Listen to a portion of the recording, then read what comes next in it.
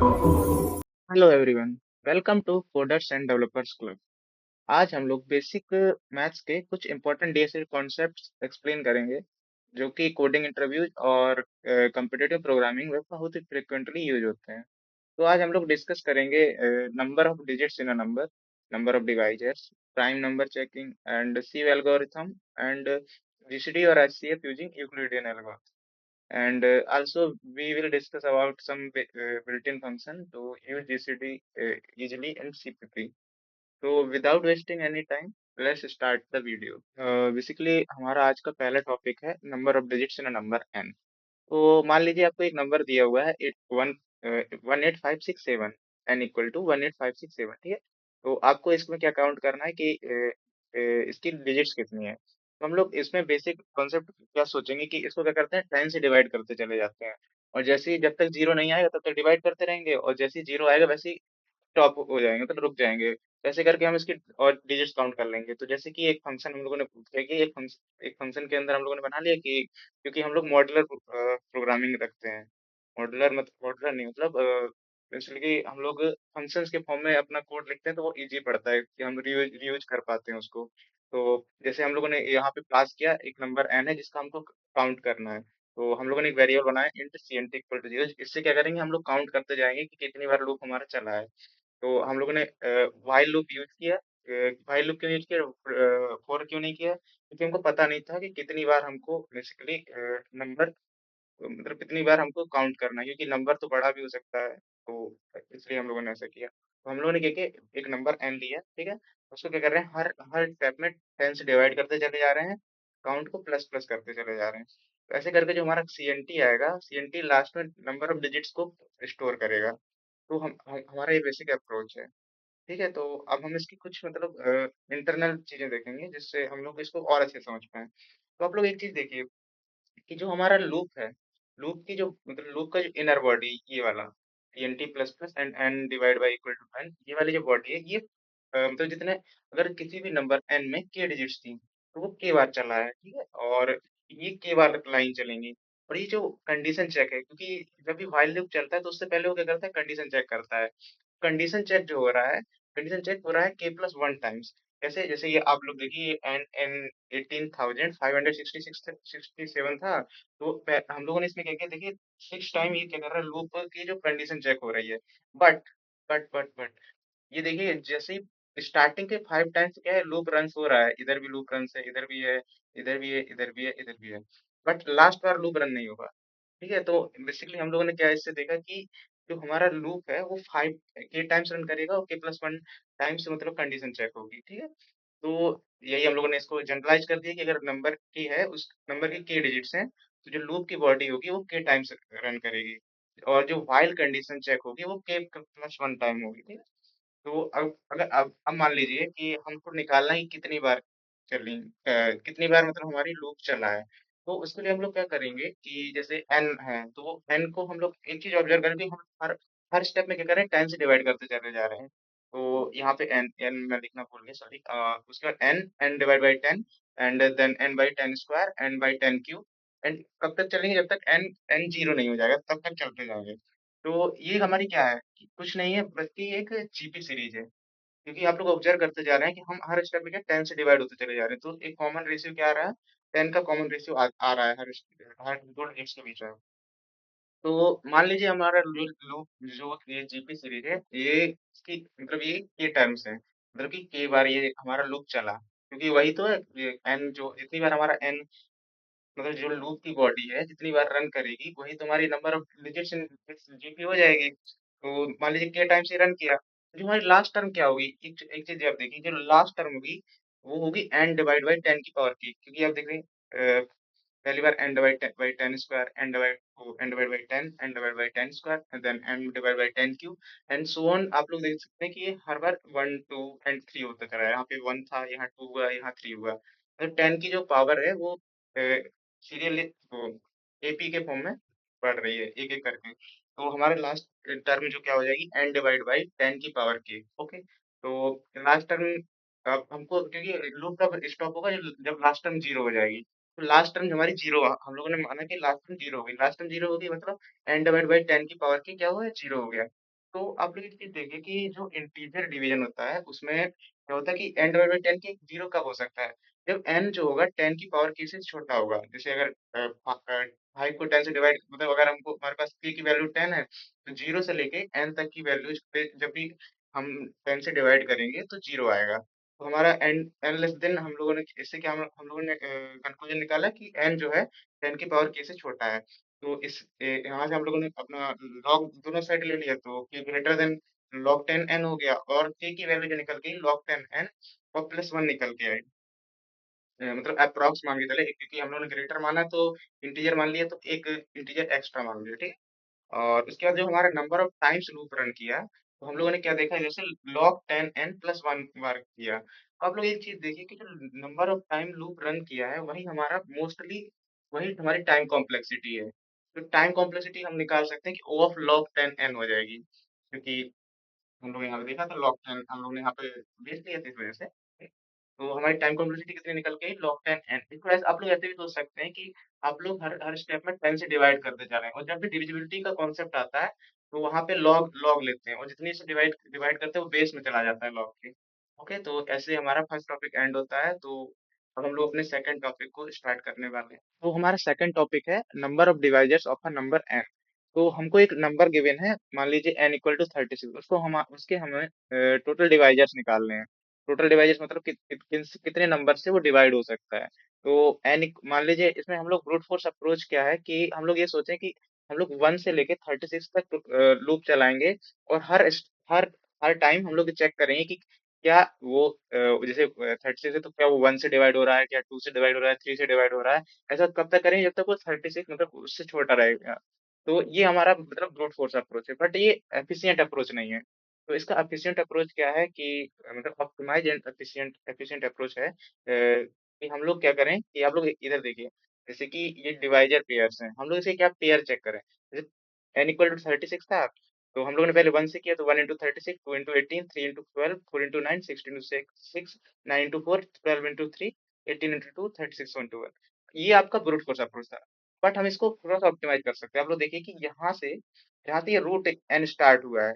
Root of N मतलब 36 का root N कितना हुआ, 6 हुआ। तो 6 के बाद से ये जो हमारे पेयर थे वो रिपीट करने लग जा रहे हैं। जैसे 4 इंटू 9 था तो यहाँ पे 9 इंटू 4 उसको वही पे लिखा हुआ है। 3 इंटू 12 था, 12 इंटू 3 वही लिखा हुआ है। 2 इंटू 18, 18 इंटू 2, 1 इंटू 36, 36 इंटू 1।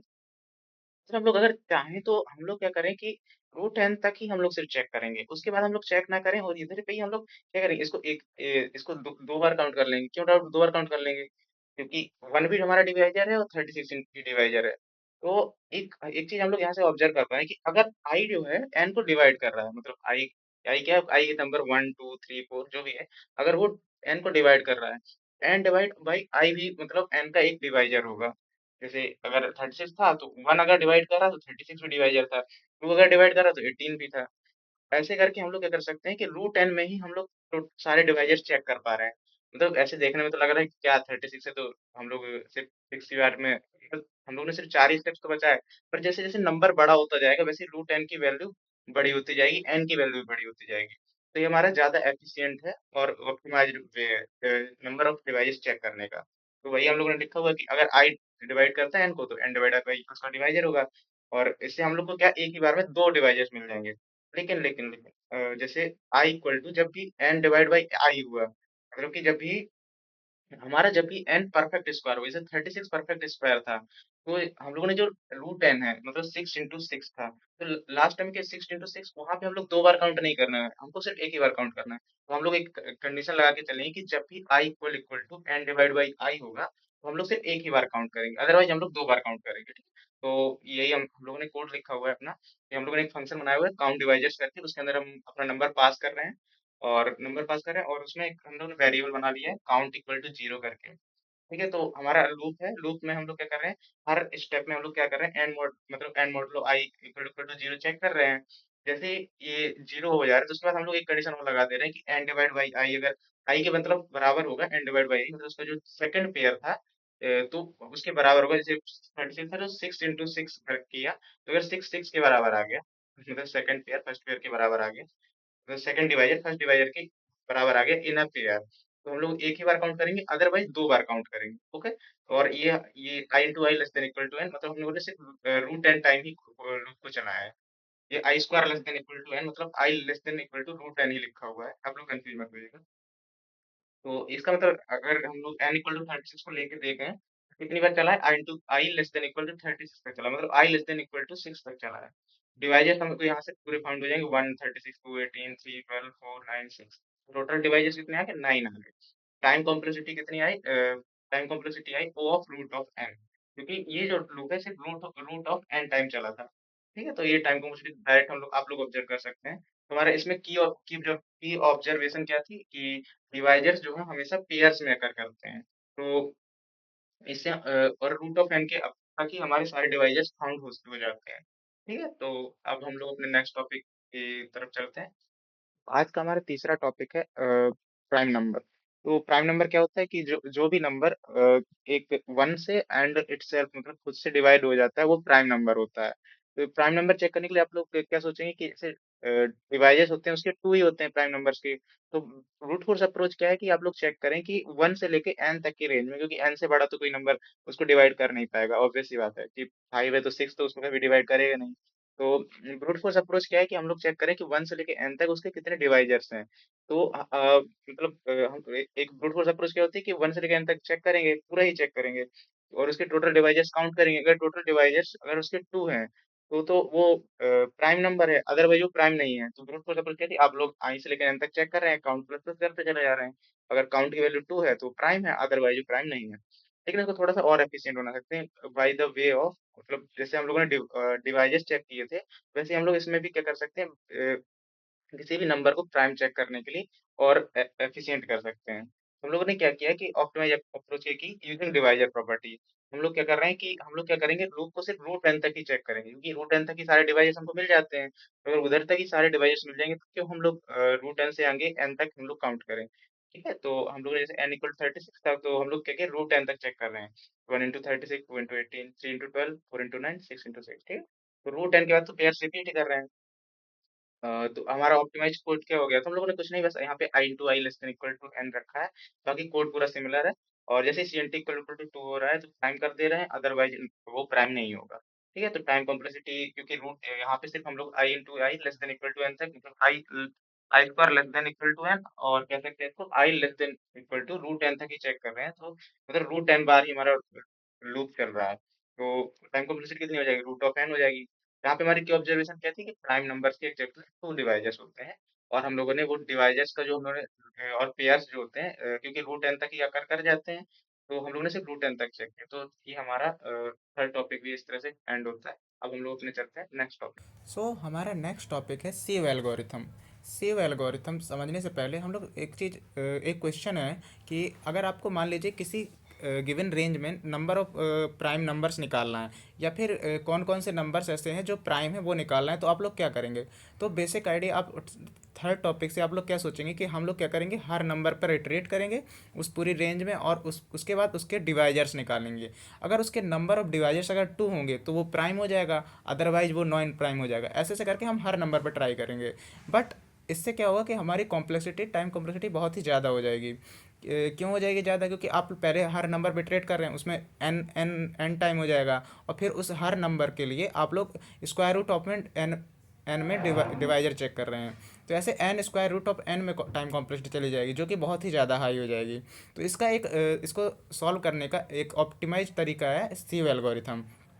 तो सी एल्गोरिथम का बेसिक आइडिया क्या है, हम लोग एक एग्जांपल से समझते हैं। मान लीजिए कि आपको एक एन इक्वल टू 20, मतलब 20 तक की रेंज में, 0 से लेकर 20 तक की रेंज में आपको निकालना है कि कौन कौन से नंबर प्राइम है। तो हम लोग क्या करते हैं कि जितने भी रेंज में हमको नंबर्स निकालने होते हैं, उसमें से एक एक ज़्यादा, मतलब वन इंडेक्स बड़ी हम लोग क्या मानते हैं, एक वेक्टर या एरे ले लेते हैं। तो हम लोगों ने क्या किया, स्टार्टिंग में 20 साइज की 21 साइज की हम लोगों ने क्या ली, वेक्टर या एरे। 21 साइज की क्यों ली, क्योंकि अगर हम लोग 20 साइज की लेते तो हम लोग हमारे पास सिर्फ 19 तक की इंडेक्स रहती। तो हम लोग 21 साइज की हमने एरे ली। उसके हर नंबर को हम लोग पहले स्टार्टिंग में क्या मान लिया, हम लोगों ने पहले ही स्टार्टिंग में मान लिया कि वो सब के सब प्राइम है, और उसको हम लोगों ने ट्रू से रिप्रेजेंट कर दिया है। ठीक है, तो सबको 1 1 1 1 1 1 दे दिया है। बट हम लोग को पहले से पता है कि 0 और 1 तो कभी प्राइम होंगे नहीं, क्योंकि प्राइम हमेशा एक दो से बड़ा या बराबर होता है। तो इसलिए हमने जीरो और वन को इनिशियल में ही जीरो जीरो से मार्क कर दिया है, ठीक है। उसके बाद हम लोग क्या करेंगे, अब हम लोग इस टू से इटरेट करना स्टार्ट करेंगे। जीरो तो वन तो हम लोग ने चेक कर लिया था, तो हम लोगों ने टू से स्टार्ट इटरेट करना स्टार्ट किया। तो हम लोग जब टू पर गए तो हम लोग पहले टू के चेक किया कि क्या टू प्राइम है। हाँ, तो हम लोग को यहाँ से पता चला कि टू जो है प्राइम नंबर है। तो हम लोग ने फिर टू के जितने भी मल्टीपल्स हैं, तो हम लोगों ने टू के जितने भी मल्टीपल्स हैं उन सबको देखा, 4 6 8 10 12 14 16 18 और 20। तो अब आप लोग एक चीज़ ऑब्जर्व कर पा रहे होंगे, जब जो भी मल्टीपल होंगे वो टू से डिविजिबल हैं, वो वन से तो वो डिविजिबल हैं ही, और खुद से भी डिविजिबल हैं। तो इसका मतलब ये प्राइम नंबर्स तो नहीं है। तो इसलिए हम लोगों ने इनको क्या करेंगे, फॉल्स कर देंगे। तो ऐसे करके हमने ये सारे के सारे फॉल्स कर दिए, 4 6 8 10 12 14 16 18 और 20। उसके बाद हम लोग नेक्स्ट स्टेप पे गए। अब हम लोगों ने नेक्स्ट स्टेप पे पहुंचे तो हम लोग थ्री प्राइम जो है हमारा थ्री पर पहुंचे। थ्री पर हमारे जो क्या थ्री प्राइम था, तो हाँ थ्री प्राइम था। तो हम जैसे थ्री प्राइम था तो हमने उसके फिर मल्टीपल निकाले, 6 9 12 15 18। बट जो हम लोग क्या किए यहाँ पे एक चीज़ ऑब्जर्व कीजिए कि हम लोग सब सारे मल्टीपल्स को फॉल्स करने की ज़रूरत नहीं है। हम लोग स्टार्ट करेंगे आई स्क्वायर से। वो आई स्क्वायर से क्यों? क्योंकि आई स्क्वायर से पहले तक के जो भी मल्टीपल्स थे, जैसे सिक्स था तो वो टू ने पहले ही कवर कर लिया था, इसलिए से इसलिए हम लोग आई स्क्वायर से स्टार्ट करेंगे और एन तक चलेंगे। ठीक है, आप लोग चाहते तो आई से मतलब उसके फर्स्ट से भी चल सकते थे, लेकिन उसकी कोई ज़रूरत नहीं है। लेकिन मैं यहाँ पे करूँगा आई स्क्वायर से करूँगा। तो हमारी जो एरे बन जाएगी 0 0 1 1 0 1 0 0 0 0 एंड जैसे करके मतलब 9 12 15 18 के लिए मैंने क्या किया, जीरो कर दिया है। सिक्स के लिए तो ऑलरेडी टू ने जीरो कर दिया था। तो हमारे इससे क्या पता, हमको एक ऑब्जर्वेशन मिली कि जो हमारा इनर लूप होगा वो हम लोग आई स्क्वायर से चलाएंगे, और जब तक वो एन से छोटा रहेगा तब तक हम लोग बढ़ते चले जाएंगे। उसके बाद आए हम लोग नेक्स्ट स्टेप पे। नेक्स्ट स्टेप में हमारे पास जो प्राइम था, हम लोग का प्राइम पे जा हम लोग गए फोर पे। बट फोर तो हमारा क्या था, जीरो था। फोर जीरो था तो हम लोगों को इसके लिए चेक करने की ज़रूरत ही नहीं, इसके मल्टीपल्स को हम लोग को फॉल्स करने की ज़रूरत ही नहीं है। तो हम लोग नेक्स्ट प्राइम पे गए। नेक्स्ट प्राइम पे हमारा क्या था, फाइव था। तो क्या फाइव प्राइम था? हाँ, फाइव प्राइम था।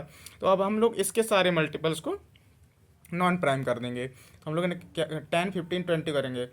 बट यहाँ पे हम लोगों ने पहले क्या बोला था कि हम लोग आई स्क्वायर से चेक करेंगे। तो आप लोग एक चीज़ देख पा रहे होंगे कि 5 × 5 तो 25, वो तो रेंज ही क्रॉस कर दी हमारी 20 की। तो हम लोग स्टार्टिंग में ये हम लोग आउटर लूप को, यहाँ से हम लोग को ऑब्जर्वेशन एक मिलती है कि हम लोग जो आउटर लूप है वो हमारा चलेगा i = 2 से √n तक ही चलाएंगे, ताकि वो रेंज क्रॉस करने की ज़रूरत ही ना पड़े। और हमारा जो एक्स्ट्रा लूप चल रहा था, आउटर लूप जो हमारा एक्स्ट्रा चल रहा था, तो वो एक्स्ट्रा ना चले, वो वेस्टेज ना हो टाइम का।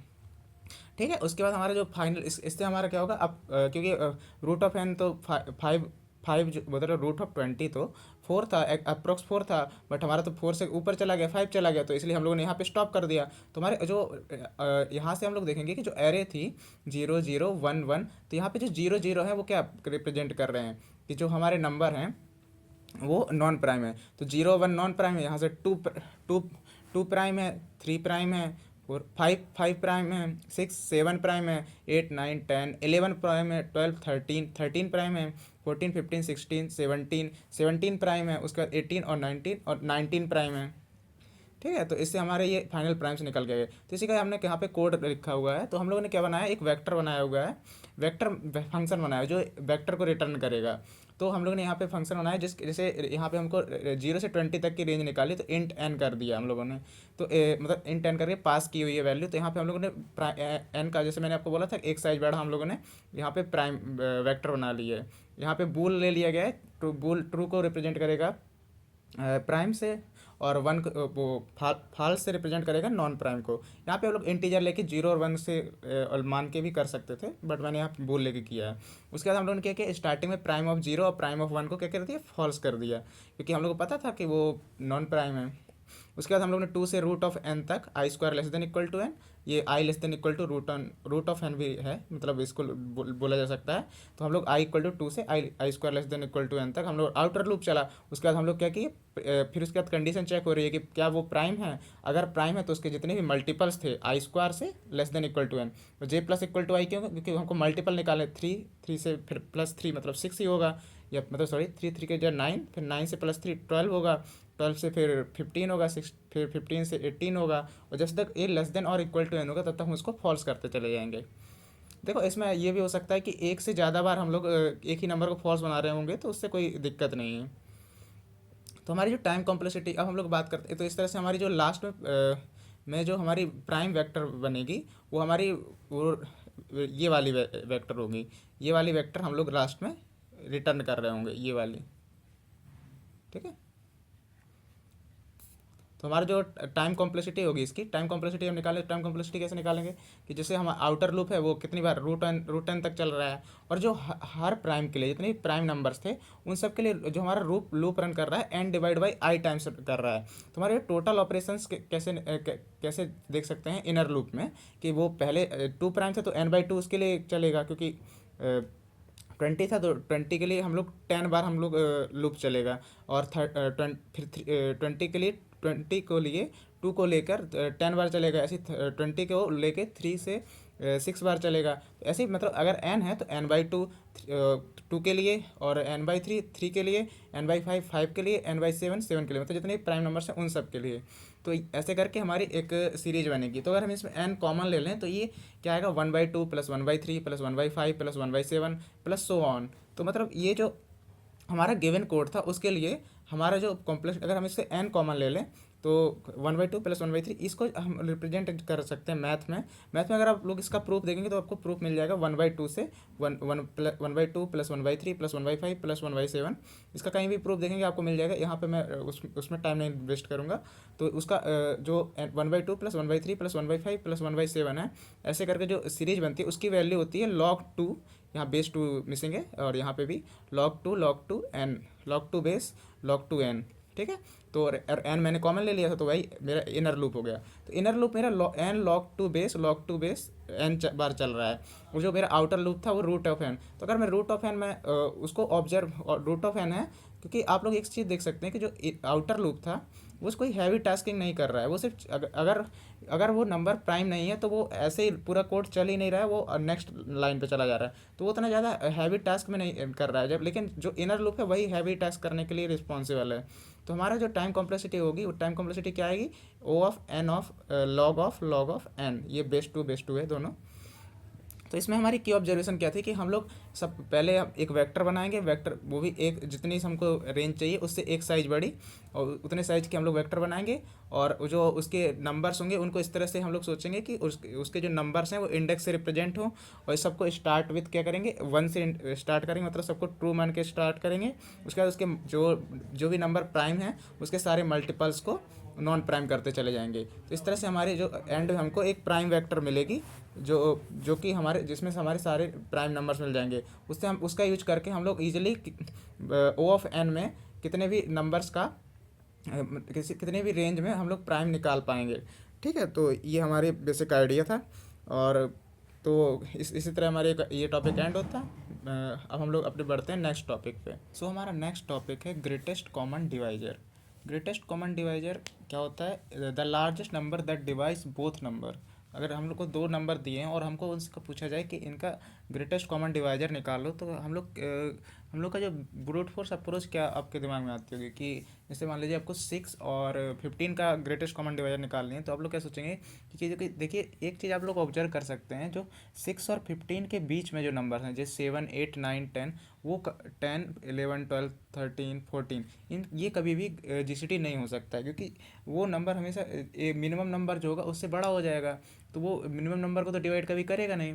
तो ये ऐसे आप लोग सोच सकते हैं। और दूसरे तो हम लोग क्या सोचेंगे कि जो मिनिमम नंबर है उससे हमेशा डिक्रीज करते चले जाएं और इटरेट करते चले जाएं। जैसे कि आप लोग देख सकते हैं मिनिमम नंबर मैंने लिया n1 और n2 का, और मैं जब तक वो ग्रेटर देन इक्वल टू 1 था तो मैं i माइनस माइनस करते चला जा रहा हूँ। अगर दोनों को अगर वो इफ़ n1 मॉडलो i और n2 मॉडलो i 0 आ जाएगा तो वही मेरा ग्रेटेस्ट कॉमन डिवाइजर हो जाएगा। उसके बाद मैं ब्रेक कर दूंगा अपने लूप को। तो ये हमारा ब्रूट फोर्स साइड है, पर ये ऑप्टिमाइज नहीं है। इसको हम लोग और ऑप्टिमाइज कर सकते हैं। तो उसको ऑप्टिमाइज करने का तरीका है यूक्लिडियन एल्गोरिथम। तो इसके हम लोग पहले देखते हैं कि ये किस आइडिया में वर्क करता है। तो आप लोग देखिए, पहले हम लोग स्टेप बाय स्टेप प्रूव करेंगे इसका, और फिर इसके बाद इसको इम्प्लीमेंट करेंगे। तो इसका वर्क ये आइडिया पे वर्क करती है, G C D of A comma B equal to G C D of A minus B comma B. तो ये कैसे हो गया आप लोग को ये लग रहा होगा, तो इसका सिंपल सा प्रूफ है, देखते हैं कि हम लोग क्या माना कि एक X variable, let X be the common divisor of A and B. So A की वैल्यू, ए को हम लोग कैसे लिख सकते हैं, के वन इंटू एक्स के फॉर्म में लिख सकते हैं, बी को भी के टू इंटू एक्स के फॉर्म में लिख सकते हैं। अब अगर हम लोग इन दोनों को सब्ट्रैक्ट करें तो क्या आएगा, A minus B equal to K one X minus K two X. तो A minus B equal to क्या है, X K one minus K two. So X also divides A minus B, इससे हम लोग को ये देखने को मिला। तो इससे हम लोग क्या देख सकते हैं कि x जो है a माइनस बी को डिवाइड करता है, ठीक है, और जो b का जो ग्रेटेस्ट कॉमन डिवाइजर था वो a था, वो x था।